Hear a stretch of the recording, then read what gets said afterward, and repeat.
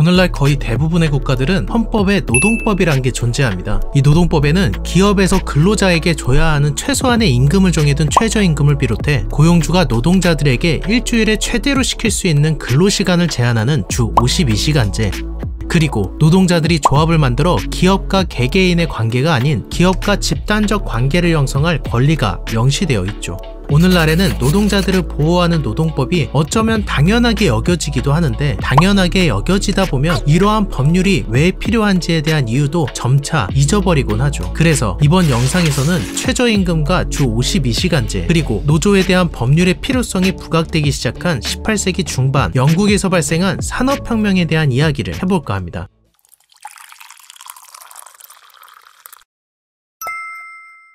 영국은 유럽의 다른 나라에 비해 산업혁명에 대한 공업화가 매우 빠르게 이루어졌습니다. 그에 따른 가장 큰 이유로는 1688년에 있었던 명예혁명이 꼽히곤 하죠. 명예혁명이란 당시 영국의 왕이었던 제임스 2세가 종교를 비롯한 각종 정치적 문제를 두고 의회와 힘겨루기를 하던 중 끝내 의회에 패배하게 되며 왕의 권력이 의회로 넘어갔는데, 이 혁명 과정에서 피 한 방울 흘리지 않고 명예롭게 이루어졌다 하여 명예혁명이라 불리우죠. 이 시기부터 영국은 왕 중심이던 군주제에서 의회 중심인 입헌 군주제가 시작되게 됩니다. 이러한 의회 중심의 정치는 영국 내 산업 발달에 엄청난 변화를 가져오게 됩니다. 기존의 군주제의 경우 왕이 누구냐에 따라 나라의 방향성이 크게 좌지우지되며, 새롭게 즉위한 왕이 전대왕과 종교적 신념이 다르기라도 한다면 엄청난 피해 숙청이 이루어지고 나라의 경제 성장이 침체되는 상황에 빠지곤 했죠. 그러나 의회 중심의 제도에서는 의회 구성원 중 한두 명이 다른 이들로 교체되더라도 나라의 방향성이 크게 변화하지 않았으며, 자연스럽게 혈통 위주의 리더가 아닌 능력 위주의 리더가 각광받기 시작했습니다. 그렇게 영국의 산업에는 안정이 이루어지기 시작했으며, 이러한 환경 속에서 면직산업, 철강산업, 그리고 철도와 운하를 포함한 운송산업이 크게 발전하기 시작했는데, 이 시기 수많은 발명품들의 탄생이 영국의 성장에 크게 기여했습니다. 1764년에는 제임스 하그리브스가 제니방적기를 발명하며 기존의 수작업으로 실을 뽑아내던 속도보다 8배나 작업 속도가 빨라졌고, 그로부터 5년 뒤 제임스 와트가 와트식 증기기관을 발명하게 되는데, 와트는 기존의 증기기관보다 석탄 소모량은 5분의 1로 줄이며 열에너지의 힘은 오히려 이전보다 강력하게 만들었죠.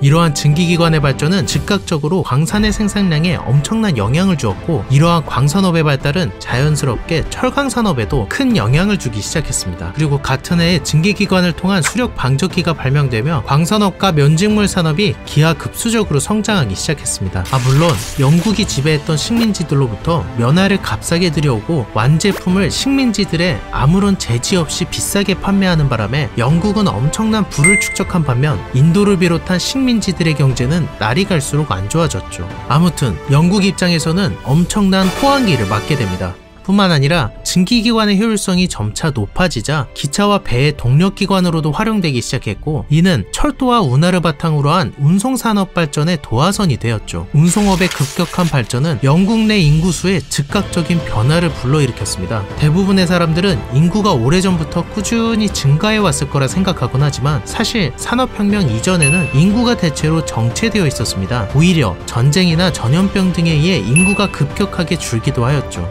그러나 증기선과 증기기관차의 발전으로 인해 식량 운송이 매우 쉬워졌고, 이에 영국인들의 전반적인 식량 사정이 좋아지는 결과로 이어졌습니다. 이는 당시의 인구수를 보면은 한눈에 알 수 있는데, 1750년에는 580만 명이던 영국의 인구수는 1800년에 860만 명, 1850년에는 1670만 명, 그리고 1900년에는 3000만 명에 육박하게 되며 영국의 인구수는 엄청나게 빠른 속도로 성장하기 시작했죠. 이처럼 영국의 산업혁명은 인류가 식량의 풍요를 누리기 시작하는 시발점이 되었고, 영국에는 막대한 부를 축적한 자본가 계층이 등장하기 시작했습니다.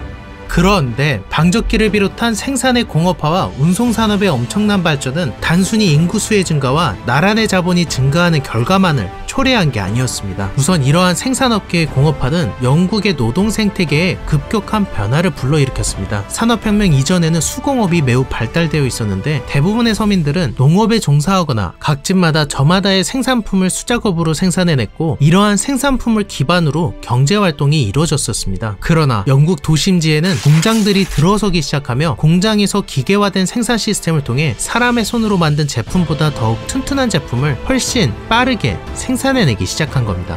거기에 운송업의 발달로 인해 공장에서 생산된 값싸고 질 좋은 제품들이 영국 각지로 빠르게 운송되었고, 수공업을 통해 생계를 유지했던 각 마을의 노동자들은 빠른 속도로 일자리를 잃어가기 시작했죠. 이렇게 일자리를 잃은 노동자들은 새로운 기술을 숙달하지 않아도 일할 수 있는 도심의 공장들로 속속 모여들기 시작했습니다. 그리고 영국의 이러한 생산업계의 변화는 노동자의 개념을 완전히 뒤바꿔버리게 되죠.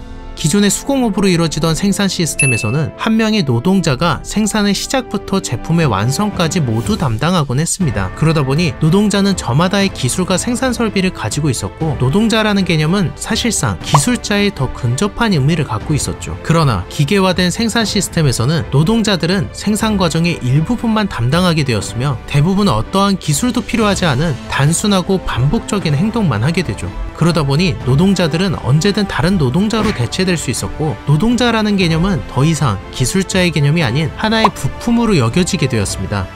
그리고 노동자는 더 이상 개개인이 없어서는 안 되는 존재가 아니었기 때문에 노동자가 병에 걸리거나 심각한 부상을 당하게 되더라도 공장주들, 즉 자본가들은 이들을 내쫓고 또 다른 노동자로 대체해버리면 그만이었죠. 그러다 보니 자본가들은 노동자의 안전과 건강에 전혀 신경 쓰지 않게 되었고, 노동자들의 근무 환경은 처참한 지경에 이르렀습니다.